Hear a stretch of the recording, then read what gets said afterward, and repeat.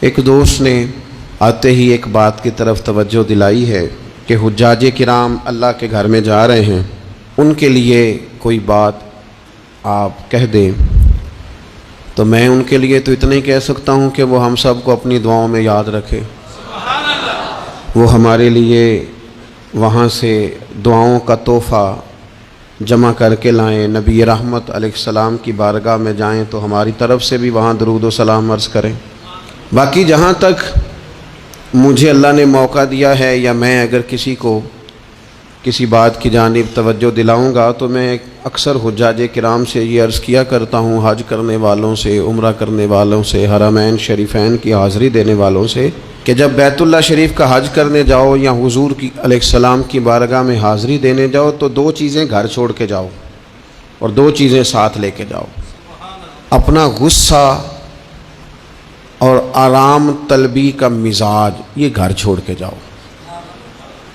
اللہ تعالیٰ نے قرآن مجید میں فرمایا وَلَا جِدَالَ فِي الْحَجِّ، حج میں جھگڑا نہیں کرنا، غصے گھر چھوڑ کے جاؤ۔ اور یہ جو بعض لوگوں کا مزاج ہوتا ہے نا ہر وقت آرام پسندی کا، مجھے اپنی مرضی سے سونا ہے، اپنی مرضی سے اٹھنا ہے، یہ چیزیں ٹھیک نہیں ہوتی۔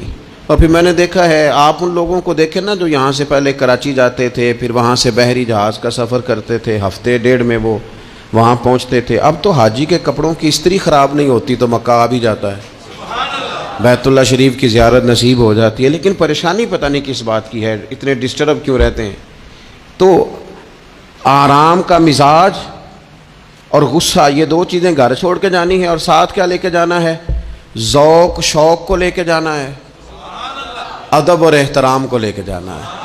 وہاں ذرا ذوق سے رہیں، ذرا تازہ دم رہیں، بجھے بجھے نہ رہیں، وہاں ذرا طبیعت کے اندر وارفتگی ہو، پیار ہو، ذوق ہو، محبت ہو۔ اس توانائی کے ساتھ آپ اللہ تبارک و تعالیٰ کے گھر جائیں اور آداب کا خصوصی خیال رکھیں۔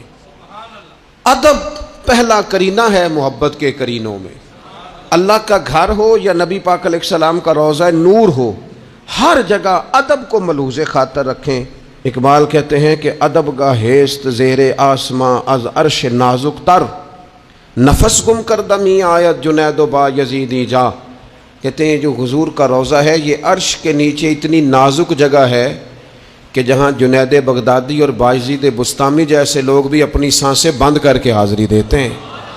یہ ایسی نازک جگہ ہے جہاں اتنے بڑے اکابرین اور اسلاف بھی اپنی سانسوں کو روک کر چلتے ہیں۔